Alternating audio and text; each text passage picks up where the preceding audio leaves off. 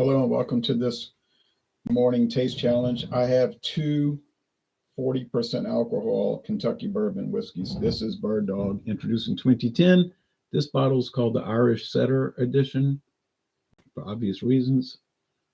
But it actually is, the real name is Bird Dog Select Stock Bluegrass Crafted. It's Kentucky bourbon whiskey and it's bottled by Three Springs Bottling Company. Three Springs Bottling Company for Western Spirits. So I don't know where it's really, I really don't know where it's made because they're elusive. It's a sourced whiskey. So if you look on the Bird Dog website, they don't list it. They just say that they make regular bourbons without flavoring, but they tell you nothing about them. Okay. This runs about $20 a bottle if you can find it, and most likely you can't. Real cork, real wooden cap. I found this at Walmart for $10 on a closeout price. Why was Walmart getting rid of it? Well, easy answer, it probably wasn't selling. If it did, Walmart's good about that. If something doesn't move, they kill it and they'll just basically give it away. It'll last about a day. You get a $30 whiskey for $10, it'll be gone in a day. Maxwell says, hey, Ron. Hello to you, Maxwell, in the Russian Federation. Now here, got viewers all the way from Russia. Here's Jethro T Boots, a real person. There's a write-up on the side about him. A real person who had nothing to do with this company. Kentucky's finest, their finest. Now listen to this. Kentucky's finest Kentucky straight bourbon whiskey, genuine sour mash, aged to perfection, crafted in the time-honored tradition. Okay, we got all that. Produced and bottled by Legacy Distilling Company in Kentucky, 40% alcohol, no age statement. So that means it's at least 3 years old. It's straight bourbon, so we know it's got no flavoring or coloring added. This other one is not listed as straight bourbon. I don't know why. I know it doesn't have coloring or flavoring. When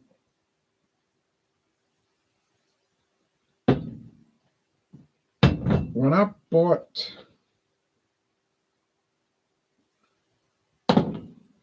the Jethro T boots, I don't think I have enough left for a taste challenge. I'll have to figure out what I can do with this. Maybe dump it. It's very cloudy. I won't dump it. I'm just kidding. Who owns Legacy Distilling? Well, I think the bottle design will give that away. Many viewers will look at this bottle design and say, everybody knows who that is. I know, it's pretty obvious. $8.99 with the CVS loyalty card. I'm not loyal to them at all. I don't go there. I don't shop there. I don't shop at Walgreens. I have no interest in their store, but they did have it for cheap, so I bought it. $8.99 with the loyalty card. Now it's $9.99 with that card. That's extremely cheap bourbon. But considering the parent company, it's pretty good stuff. Now, I noticed that the parent companies, any bourbon you get from the parent company, if you let it set, it gets sediment in the bottle. The last third of it, it'll get very cloudy. And you can see how cloudy that is. Cloudy gold, cloudy amber. Now, why does it build up sediment? I don't know. But every product I've ever bought from them gets that way. I can't show you any websites because there's nothing to show. They don't exist. Now, if I went to CVS today, would they have this on the shelf? Probably. They always do previously. Somebody knows about it. They're buying it. They figure $9.99 for a bottle of bourbon. Age at least 4 years. Cheaper than Jim Beam. Probably tastes better than Jim Beam. I'll buy it. Sour mash. What the heck? Joe Cobb says later stream for you. Well, yeah. Boy, it's so damp outside. Cloudy, damp, and chilly. The humidity is just murder. It just kills you. Now, if it was 38 degrees and sunny and dry, it wouldn't feel cold. But it's 50-something and damp, and it just feels so cold. Cheers, says Bobby. Cheers to you. Andrew Drucker said, The sound may be muted. The sound's not muted. Could it be residue from the barrel? Uh, I think it just congeals. Like over time, whatever they filtered out or thought they filtered through chill filtering comes back to solid. Yes, got the sound back. Must have been my app. Apologies. Well, that happens. No problem. You don't have to apologize.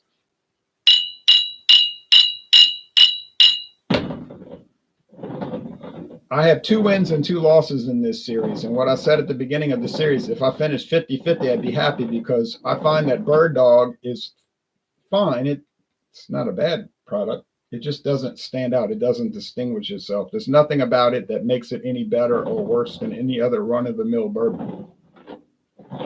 So it's very regular. And that's why I'm glad I paid only $10, because if I had paid, a lot of money for it, I would have been irritated that it's so shabby. Shabby in a way, like it doesn't have much going for it. But like I say, it's not bad. It's just like a lot of things are like that. They're just regular.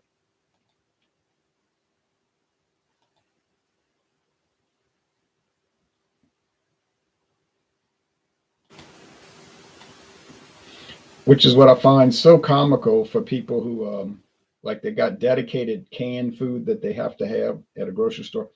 Do you have Bruce's yams? Which is not even a yam, it's a sweet potato. Oh no, that's out. You'll see them in there. And they got to have Bruce's. Well, it's like you could get sugary Sam. Oh no, I would never try that. You had it before? Oh no, I'm sure it's bad. Right, it's made by the same company in South Carolina. It's probably the same exact product as, if you look at the ingredients, they're identical. Beets, and it says sweet potatoes, water, and salt, I think it says. And but yet you have this mindset that you have to have Bruce's, which, okay, it started in Louisiana, New Iberia. They sold out about 12 years ago. They used to own Old El Paso, those taco thing. But no, it's no better or worse than any other canned yams. What is your hang up? They're not going to stand out. Now, there might be some brand that's super expensive that might stand out, but I've never seen it. So these run-of-the-mill bourbons, you making a big deal out of it, and they're all the same. Now, you say, what? Ain't nobody making a big deal out of Bird Dog, Select Stock, and Jethro T boots. All right, you got me there. I guess nobody is. You say, in fact, no one cares about those two. Why are you even doing the video? Okay, you could make that argument. I wouldn't really take issue with it. Guess you have a point. But they're out there. They exist. I bought them. They're on the shelf. Brand loyalty is a weird thing. You're right. A lot of these things are made at the same facilities. Oh, yeah. It's like the same exact product. It's got a different label. It's made at the same production facility. Do you really think they're taking the time to differentiate them, especially when the ingredients are identical? Smells like corn, fermented and distilled corn. Enough's enough. Now, are these 100% corn? No way. They're probably corn, a lot of it, maybe 80%. They're cheap. Some rye, give it a little spiciness, and probably some barley malt to give it a little breadiness. These are not the top. I don't care what the bottle says. It says Kentucky's finest. Yeah, it's Kentucky's finest bourbon. That's why I got it for $8.99. People, you ever seen anybody sign up to get on a waiting list to get Jethro T boots? They'd be waiting around to get Eagle Rare. So it's total marketing, Kentucky's finest. It's comical, really. But hey, well, if you got the gall to do it. This has a more pronounced charred oak. Now, I got tricked on my last video. And I know I've been doing a lot, and I'm going to keep doing a lot. But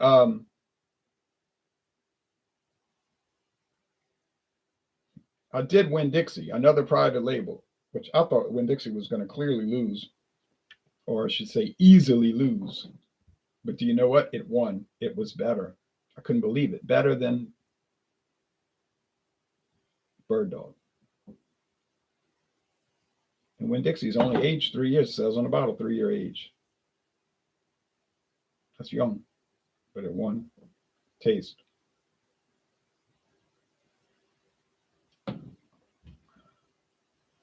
Now maybe the sour mash will give it away with that sourdough bread, but it didn't make a difference in the last one. Got it confused. Oh yeah, same old story, people. Same old story.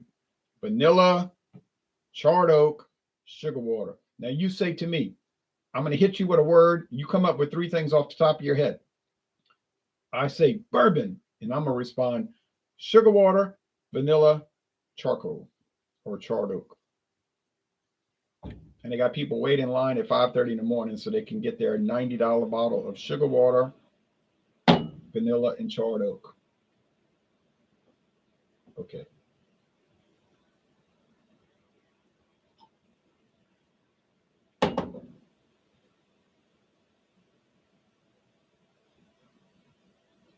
This one has a much softer presentation. This one's a little sharp. The one in my right hand, a little soft. And maybe it has a little bit of that sourdough bagel. You say, oh, but what brand? What brand of sourdough bagel? Lindemans. I don't know. Is there a whole lot going for it? I mean, there's a little bit going for it. Not about, I wouldn't say a whole lot.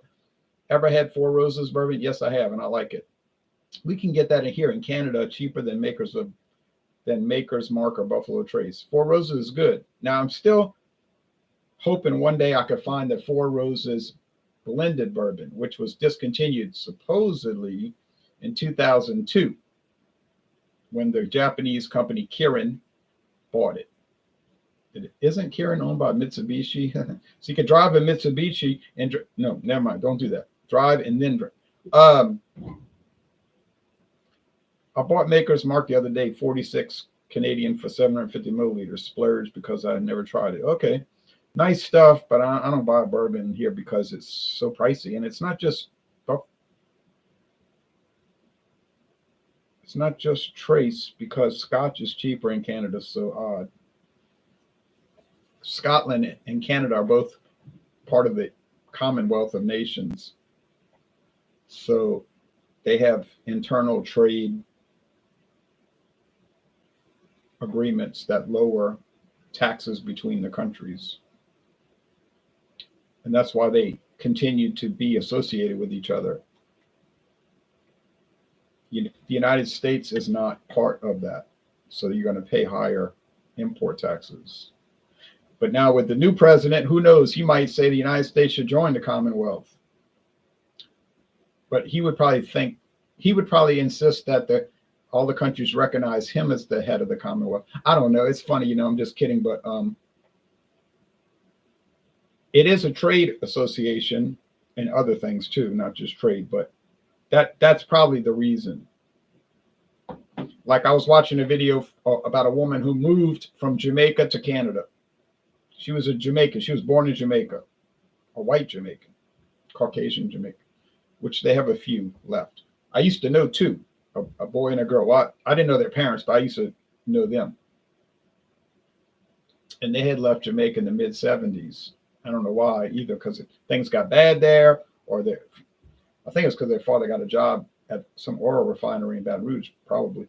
But they spoke like British people, like they sounded like they were from England. But the whole point of that is this lady left Jamaica and moved to Canada. But you see, it would be easier to leave Jamaica and move to Canada than it would be to go from the United States to Canada. Oh yeah, you can leave the United States and move to Canada and become a resident there. That's not an issue. It's just easier because Jamaica and Canada have the same head of state, King Charles III. So you're really moving from one part.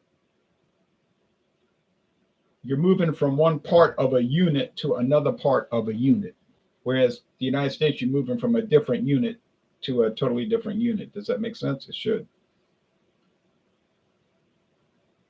The U.S. is part of the Anglosphere. Yeah, Anglosphere, English-speaking world. Yeah, but not That's a linguistic union, not a legal union. Some of my American friends get angry when I point this out.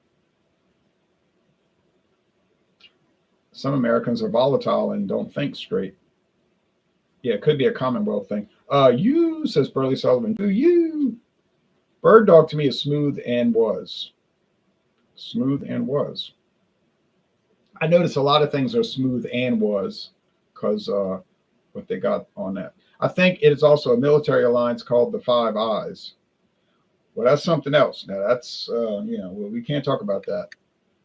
I'm not at liberty to talk about that. But yeah, you guys are not Commonwealth. We were until 1783 or 1776, according to us. 1783, according to England. Easy to drink and the price is good. Now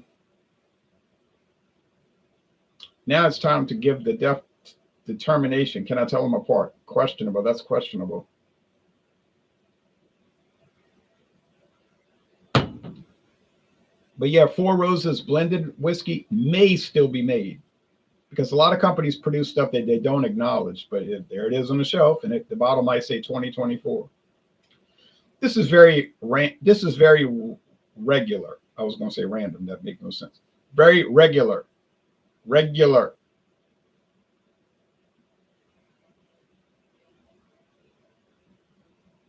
Bobby says easy to drink and the price is goof. Don't you hate when the price is goof? And it's a game. It's very regular and I don't know what it is. All right, let's go over here.